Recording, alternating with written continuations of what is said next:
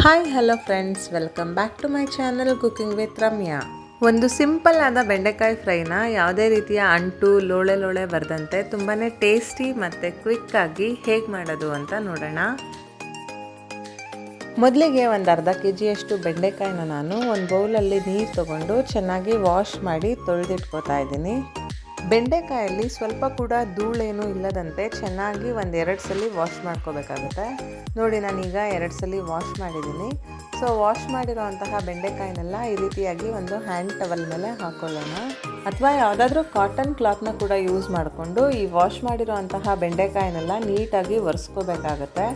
ಅಥವಾ ಅದನ್ನು ಒಂದು 10 ನಿಮಿಷಗಳ ಕಾಲ ಹಾಗೆ ಒಣಗೋದಕ್ಕೆ ಕೂಡ ಇಡ್ಬೋದು. ನೋಡಿ, ನಾನು ಈ ರೀತಿಯಾಗಿ ಚೆನ್ನಾಗಿ ಪ್ರೆಸ್ ಮಾಡಿಕೊಂಡು ಒರೆಸಿಟ್ಕೋತಾ ಇದ್ದೀನಿ. ಇಷ್ಟಾದರೆ ಸಾಕು.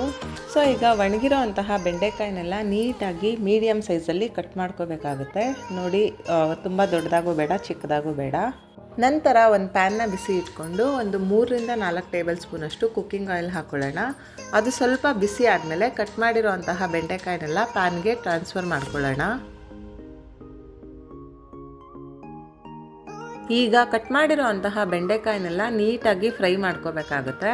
ಸೊ ಗ್ಯಾಸ್ ಫ್ಲೇಮ್ನ ನೀವು ಸ್ವಲ್ಪ ಹೈಯೇ ಇಟ್ಕೊಂಡು ಫ್ರೈ ಮಾಡ್ಬೋದು. ಈ ರೀತಿಯಾಗಿ ನಾವು ಚೆನ್ನಾಗಿ ಫ್ರೈ ಮಾಡೋದ್ರಿಂದ ಇದರಲ್ಲಿರೋ ಅಂತಹ ಅಂಟಿನ ಅಂಶ ಎಲ್ಲ ಹೋಗುತ್ತೆ.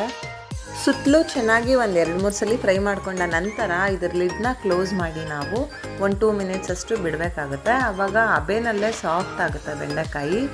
ನಾವು ಗ್ಯಾಸ್ ಫ್ಲೇಮ್ನ ಹೈಯೇ ಇಟ್ಕೊಂಡು ಫ್ರೈ ಮಾಡ್ತಾ ಇರೋದ್ರಿಂದ ತುಂಬ ಹೊತ್ತು ಲಿಡ್ ಕ್ಲೋಸ್ ಮಾಡಿ ಬಿಡೋಕ್ಕೆ ಹೋಗಬಾರ್ದು.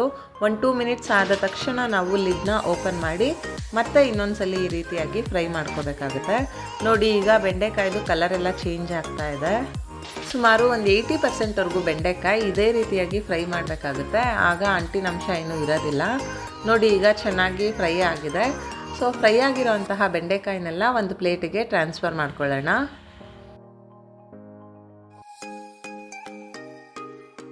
ಈಗ ಅದೇ ಪ್ಯಾನಿಗೆ ಇನ್ನೂ ಒಂದು 2ರಿಂದ 3 ಸ್ಪೂನಷ್ಟು ಕುಕ್ಕಿಂಗ್ ಆಯಿಲ್ ಹಾಕ್ಕೊಂಡು ಅದು ಹೀಟ್ ಆದ ನಂತರ ಸ್ವಲ್ಪ ಸಾಸಿವೆ ಹಾಗೆ ಸಣ್ಣಗೆ ಹೆಚ್ಚಿರೋ ಅಂತಹ ಒಂದು ಈರುಳ್ಳಿನೂ ಕೂಡ ಹಾಕ್ಕೊಂಡು ಫ್ರೈ ಮಾಡ್ಕೊಳ್ಳೋಣ.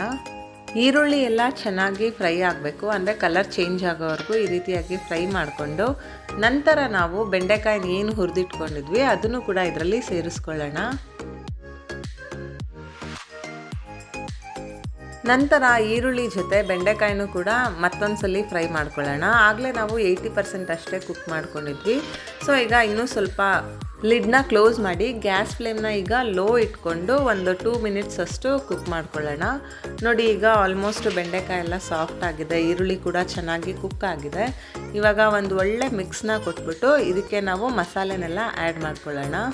ನಾನಿಲ್ಲಿ ಎಲ್ಲ ಹೋಮ್ ಮೇಡ್ ಮಸಾಲೆಸ್ನೇ ಯೂಸ್ ಮಾಡ್ತಾ ಇದ್ದೀನಿ. 1 ಸ್ಪೂನಷ್ಟು ಧನಿಯಾ ಪೌಡರ್, 1.5 ಸ್ಪೂನಷ್ಟು ಸಾಂಬಾರ್ ಪೌಡರ್, ಅಂದರೆ ನಾವು ಬೇಳೆ ಸಾರಿಗೆಲ್ಲ ಯೂಸ್ ಮಾಡ್ತೀವಲ್ಲ, ಮಿಕ್ಸ್ ಕಾಳುಗಳೆಲ್ಲ ಇರೋದು ಅಂತಹ ಮಸಾಲೆ, ಹಾಗೆ 1 ಸ್ಪೂನಷ್ಟು ಸಾಲ್ಟ್ನ ಹಾಕ್ಕೊಂಡು ನೀಟಾಗಿ ಮಿಕ್ಸ್ ಮಾಡ್ಕೋತಾ ಇದ್ದೀನಿ. ಇಷ್ಟೇ ಮಸಾಲೆಗಳನ್ನ ಯೂಸ್ ಮಾಡೋದು, ಎಲ್ಲ ಹೋಮ್ ಮೇಡೇ ಆಗಿದೆ. ನಾವು ತುಂಬ ಹೆವಿ ಮಸಾಲೆ ಏನೂ ಹಾಕ್ತಾಯಿಲ್ಲ. ಇಷ್ಟೇ ಮಸಾಲೆಯಿಂದ ಒಂದು ಒಳ್ಳೆ ಟೇಸ್ಟ್ ಬರುತ್ತೆ ಬೆಂಡೆಕಾಯಿಗೆ. ಸೊ ಈಗ ಲಾಸ್ಟ್ ಆ್ಯಂಡ್ ಫೈನಲ್ ಆಗಿ ಸಣ್ಣಗೆ ಕಟ್ ಮಾಡ್ಕೊಂಡಿರೋ ಅಂತಹ ಕೊತ್ತಂಬರಿ ಸೊಪ್ಪನ್ನ ಇದರಲ್ಲಿ ಸೇರಿಸ್ಕೊಂಡು ಒಂದು ಒಳ್ಳೆ ಮಿಕ್ಸ್ ಕೊಟ್ಟರೆ ಸೂಪರ್ ಆ್ಯಂಡ್ ಟೇಸ್ಟಿ ಆದಂತಹ ಬೆಂಡೆಕಾಯಿ ಫ್ರೈ ರೆಡಿ ಅಂತಲೇ ಹೇಳ್ಬೋದು. ಇದರ ಅರೋಮಾ ಅಂತೂ ಅದ್ಭುತವಾಗಿರುತ್ತೆ. ಅನ್ನ ಸಾರು ಜೊತೆ ಸೈಡ್ ಡಿಶ್ ಆಗಿ, ಹಾಗೆ ಚಪಾತಿ, ದೋಸೆ, ಪೂರಿ ಎಲ್ಲದಕ್ಕೂ ಒಳ್ಳೆ ಕಾಂಬಿನೇಷನ್ ಆಗುತ್ತೆ. ಸೊ ಈಗ ಟೇಸ್ಟಿಯಾಗಿ ರೆಡಿಯಾಗಿರೋ ಅಂತಹ ಬೆಂಡೆಕಾಯಿನ ನಾವು ಸರ್ವಿಂಗ್ ಪ್ಲೇಟ್ಗೆ ಟ್ರಾನ್ಸ್ಫರ್ ಮಾಡ್ಕೊಳ್ಳೋಣ. ನೀವು ಕೂಡ ಒಮ್ಮೆ ಟ್ರೈ ಮಾಡಿ, ತುಂಬಾ ಟೇಸ್ಟಿಯಾಗಿ ಹಾಗೆ ಹೆಲ್ತಿಯಾಗಿ ಕೂಡ ಇರುತ್ತೆ. ಬೆಂಡೆಕಾಯಿ ಮಕ್ಕಳ ಮೆಮೊರಿ ಪವರ್ನೂ ಕೂಡ ಇಂಪ್ರೂವ್ ಮಾಡುತ್ತೆ. ತುಂಬಾ ಕಡಿಮೆ ಇಂಗ್ರೀಡಿಯೆಂಟ್ಸ್ನ ಉಪಯೋಗಿಸ್ಕೊಂಡು ಈ ಬೆಂಡೆಕಾಯಿ ಫ್ರೈನ ಹೇಗೆ ಮಾಡೋದು ಅಂತ ನೋಡಿದ್ರಲ್ಲ.